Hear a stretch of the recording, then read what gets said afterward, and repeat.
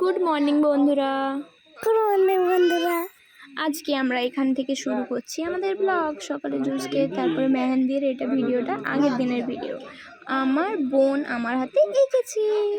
সকালবেলা ঘুম থেকে উঠে রেডি হয়ে চান করে ফুল কিনতে চলে যায়। ফুল কিনে আস্তে আস্তে রেডি হলাম, তারপর আমরা গ্রামের উদ্দেশ্যে রওনা দিলাম। আজকে আমি অন্য গল্প তোমাদের সাথে শেয়ার করব।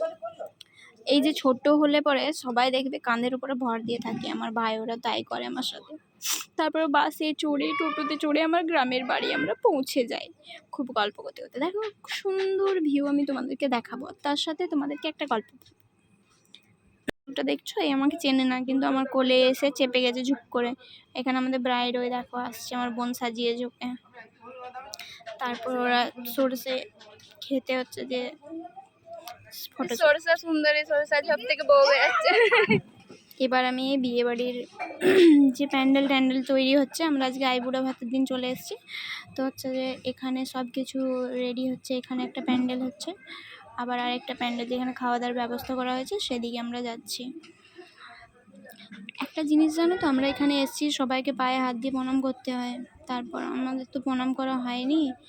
ধরো এটা আমাদের নিজেদের বাড়ি গ্রামের, কিন্তু করা উচিত ছিল, করিনি। তো আমি ভাইকে বললাম এটা কি খারাপ হবে? ভাই বলছে খারাপ কেন হবে, আমরা ছোটো লোক। সত্যি কি আমরা ছোটো লোক?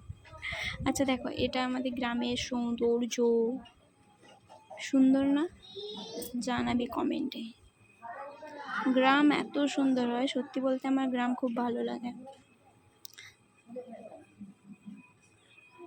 দেখো কত সুন্দর না, মিষ্টি একটা পরিবেশ। এখানে সবাইকার রসুন, আদা, তারপর পেঁয়াজ, ধনেপাতা, সর্ষে, আলু এইসব চাষ হচ্ছে। তারপর এই যে আমি একটা গান দিয়ে দিয়েছিলাম, দিবি না সালা চ্যালেঞ্জ, এই গানটা ভাই আমার করতে হবে। তারপরে দেখো লাস্টে আমি কি বলেছি তোমরা শুধু শোনো। দূর থেকে সরষা বাড়ি যতই বলুক যে দূর থেকে ঘন সামনে থেকে ফাঁকা, আমাদের সরষা বাড়ি কিন্তু সামনে থেকেও ঘন আর দূর থেকেও ঘন। আমরা এক কথার মানুষ বস। পশ্চিমবঙ্গে থাকলেও আমরা কিন্তু মায়েরে ফেলে দিন, দেখতেও পাবে না সামনে থেকে।